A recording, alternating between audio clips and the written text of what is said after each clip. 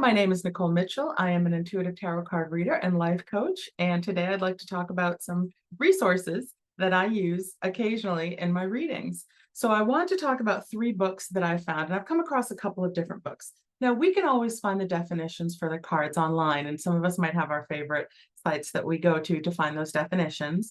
I also like to have hard copies and books available, also because they have additional information that you won't find online, similar to my favorite, I would say, kind of like general book. This one I highly recommend for beginners, also for advanced readers as well, if you're interested. But this is one of my favorite books. This is The Ultimate Guide to Tarot Card Meetings. And I believe her name is Brigit Esselmont. And I have no idea if I'm pronouncing that correctly, but this is a wonderful resource. One of the reasons why I like this is because it has a portion of the picture of the card, but it also gives quotes that would kind of go with the card, description of the card, some keywords, and then additionally, it has like general meanings and then meanings if it's pertaining to career, work, or finances, personality types, like if that card comes out, what type of personality are we talking about? Also relationships of love, spirituality, well-being, and health. And they even have journaling prompts. So if you're using your tarot card deck, daily divination, for guidance and support, there's also journaling prompts in here, and also suggested card combinations. This is a great overall book, I would say, for meanings. This I use frequently for readings for myself. Sometimes it's hard when you're reading tarot to read for yourself, because here's how I see it.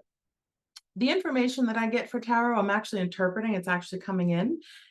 My brain wants to get in the way when it comes to myself, and I want to try to figure out how to apply the meanings of that card to my specific situation that will be most advantageous to me.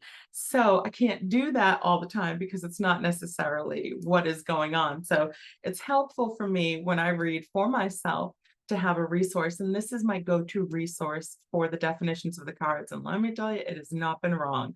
Okay. All right. So for people who are interested in, I would say, I guess, interested in tarot history, deeper meaning of symbolism, more religious and spiritual context, pretty much almost anything that you would want to know about tarot, I would highly, highly recommend this book. So this is Rachel Pollack's book. Rachel Pollack, I think, passed away just a couple of years ago. We just lost her. But this is 78 Degrees of Wisdom, a tarot journey of self-awareness.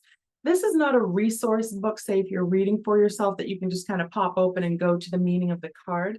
This is definitely a more in-depth study that has a lot more context about the archetypes. It really goes into the deeper symbolism and the practical meanings of the cards and the story and some history on tarot. It really is like a masterclass in tarot. A lot of information in this book. Again, I wouldn't use it necessarily as a guide, but if tarot lights you up and you're very interested in it, I would highly recommend this book for studying. Okay, it's definitely a great book with a lot of resources in it, but not necessarily one that if you're doing a reading, you can just pop it open and look at the meaning of the card. Yes, you can. It's a little bit more in depth than that, though, and you really want to take your time with this book. So for my readers and for my, or anybody who reads, who does reversals. See, I personally don't do reversals. It's just a matter of preference. I don't believe, me personally, I don't believe that reversals were originally intended. So I think it's something that just kind of, when in the creation of tarot, I don't think it was originally intended. I think it's something that actually just kind of came about over the years. I have no problems, no issues with it whatsoever. It's just not the way that I choose to get my information. So, but if you are interested in reversals, this is an in-depth study of tarot card reversals. So this is Joan Bunning, Learning Tarot Reversals. And this book is a wonderful resource as well. It actually has what I call, I guess, like the timing on some of the cards and on the reversal of the cards. So, with each card, there's keywords, and then there's something like if it's absent, okay? So if the card is reversed and you feel like something is absent, it's telling you what is absent. Also, if it's in the early phase of the energy of the card or the late phase. So this will also include the definitions of upright, reversed. It's definitely more in depth, okay? So this is going to be the book for reversals. Generally speaking, if you are reading tarot and if you're reading it intuitively, still having a resource is wonderful. You don't need it. You don't have to have it. There's a couple other books that are out there too. These are the ones that I use for the most part and that I would recommend if you are interested. And I will go ahead and list these below. Thank you for watching.